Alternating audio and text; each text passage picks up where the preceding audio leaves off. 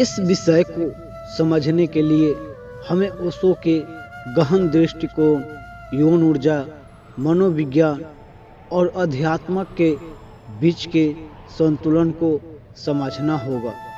ओशो ने अपनी प्रवचनों में संभोग के बाद पछतावे की भावना को मानव मन की गहरी परतों और उसकी चेतना से जोड़ा है।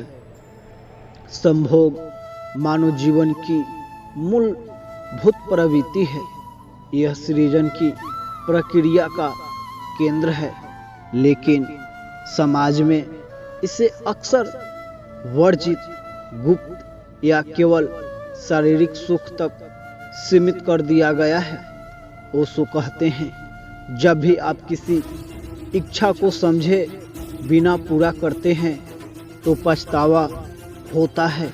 संभोग के बाद पछतावा की भावना इसलिए आती है क्योंकि इसे हमने केवल वासना तक सीमित कर दिया है।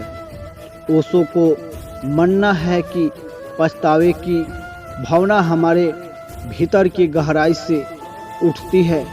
जब हम संभोग की केवल शरीर की भूख मिटाने का प्रयास करते हैं तो यह केवल एक क्षणिक आनंद देता है।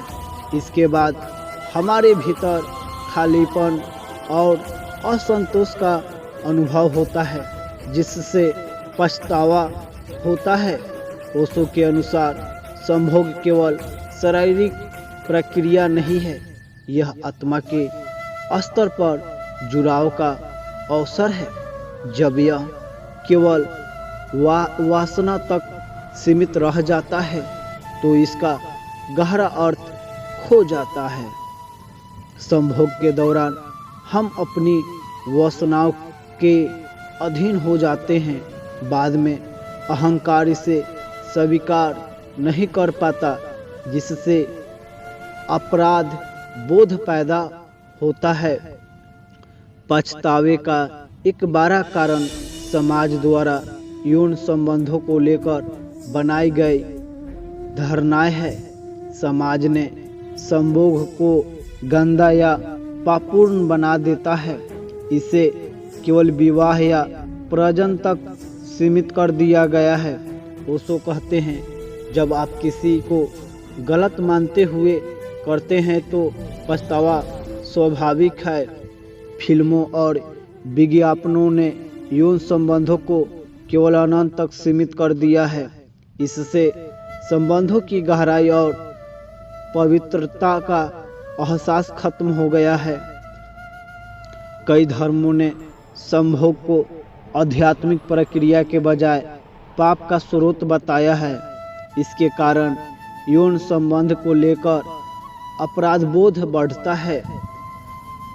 संभोग के दौरान डोपामाइन और ऑक्सीटोसिन जैसे खुशी के हार्मोन रिलीज होते हैं, लेकिन यह प्रभाव अस्थायी होता है।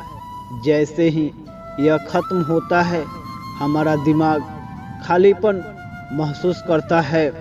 मनोविज्ञान कहते हैं कि जब हमारी इच्छाएं और मूल्यों में टकराव होता है तो गिल्ट या पछतावा पैदा होता है।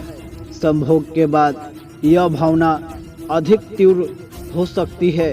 भावनात्मक जुड़ाव की कमी, अगर यौन संबंध भावनात्मक जुड़ाव के बिना होता है तो यह बाद में असंतोष और पछतावे का कारण बनता है।